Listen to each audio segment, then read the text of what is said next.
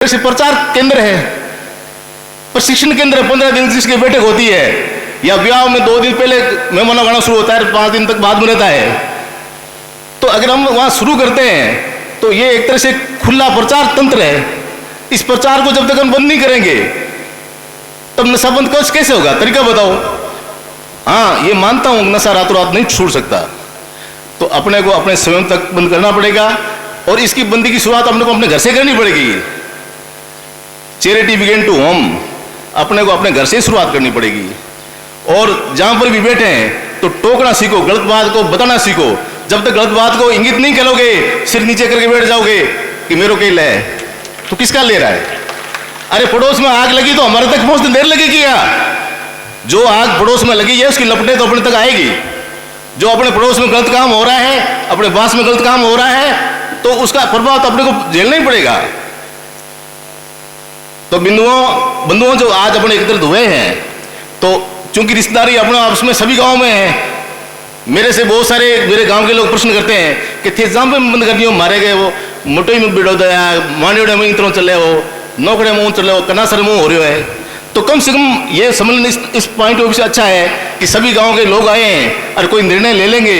तो निश्चित रूप से मैं गुरु महाराज से प्रार्थना करता हूँ कि आप लोगों को सद्बुद्धि दे, और जिन्होंने रखा है वास्तव में ये एक बहुत अच्छा मौका है, हमको बैठ करके एक निर्णय लेना चाहिए। और ये जो बातें हैं, ये बातें लोग करना नहीं चाहते हैं, और बीमारी का इलाज फोड़े का ऑपरेशन करना पड़ेगा, कड़वी दवाई पिलानी पड़ेगी।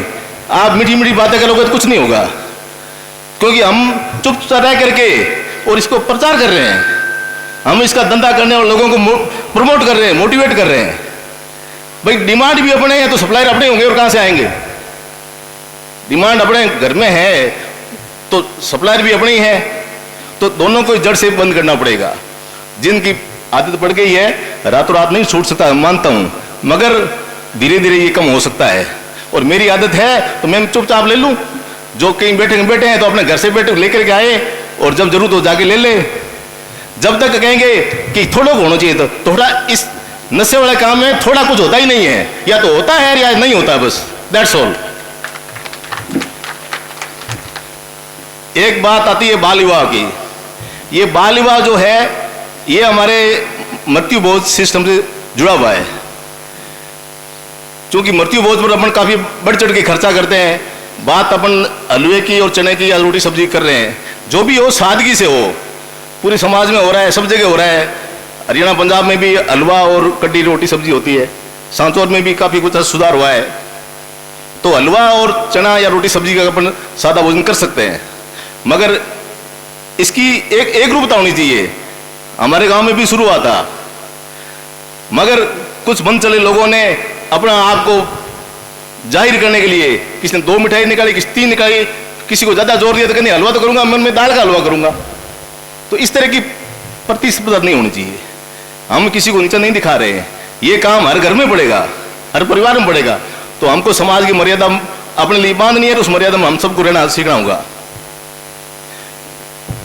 ये मृत्यु भोज पर अभी मायरे की बात भी चली।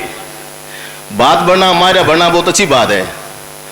ये एक सामाजिक अपनी मर्यादा है, अपनी एक जिम्मेदारी भी है। परंपरा से सनातन धर्म में, हिंदू धर्म में मायरा अपने बच्चियों की शादी में, बच्चे की शादी में भरा जाता है।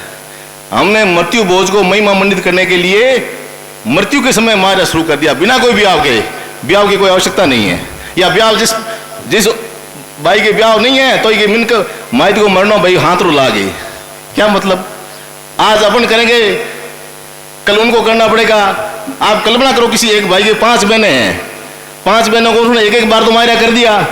अब माइत का मरना, हर एक की 2-2 माइत है, तो 10 माइत हो गए। वो जो जिंदगी भर उस मायरे में पूरा हो जाएगा। आप कल्पना करो, हम मायरे के खिलाफ नहीं है, पर मरने के टाइम बिना कोई ब्याह के अपन थाली बिछा के बैठ जाते हैं और कह मारे हो सापेंगे कि, तो समाचार पूछने में ये पूछता कि कितो मारे हो, कहेंगे कितो मारे हो करो। अरे भाई मारे हो तो बच्चों के ब्याह हो जितना वो करेंगे। तो इस तरह की कुप्रथाएं हम ढूंढने का क्या फायदा? एक ज्वलन मुद्दा चल रहा है अंतर्जातीय विवाह का। अपन जानते हैं हम एक स्वतंत्र देश में रह रहे हैं, यहाँ का संविधान, यहाँ के कानून है, और कानून में अंतर्जातीय विवाह के कोई बंधन नहीं है, मान्यता प्राप्त है। मगर हर समाज की अपनी एक सामाजिक व्यवस्था होती है और हर समाज की अपनी मर्यादाएं होती है।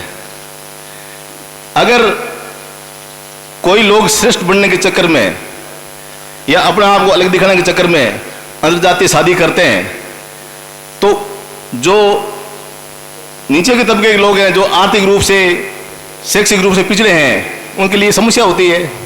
हमेशा समाज श्रेष्ठ लोगों का अनुकरण करता है, बड़े लोगों का अनुकरण करता है, और बड़े लोगों से अगर बुराई आएगी तो नीचे वाले को समाज में कोई कह ही नहीं पाएगा। मैं किसी व्यक्ति विशेष की आलोचना नहीं करता हूं, मगर अब चूंकि पूरे समाज में एक ज्वलंत मुद्दा है कि हमारे समाज को अपना आप को संरक्षक कह रहे हैं, अपना आप को रतन कह रहे हैं, और रतन के परिवार से संरक्षक के परिवार में अगर अंतर्जातीय विवाह होने शुरू हो जाएंगे तो हर युवा को ये कहने का, आप किसी को कहने की स्थिति में नहीं रहेंगे। तो इस बात पर भी मंथन करने की जरूरत है। अगर किसी को अगर कोई मजबूरी में शादी हो जाती है तो उसको समाज का मुखिया बनने का कोई अधिकार नहीं है, समाज का रतन बनने का कोई अधिकार नहीं है, समाज का संरक्षक बनने का कोई अधिकार नहीं है। अगर उनके बस में नहीं है तो उनको समाज से माफी मांग करके और अपने पदों से इस्तीफा हो जाना चाहिए। समाज में संरक्षक और मुखिया वही रहेगा जो समाज की मर्यादाओं को पालन करेगा। तो इसी के साथ मैं अपनी वाणी को विराम देता हूँ। जय हिंद, जय गुरु में भगवान।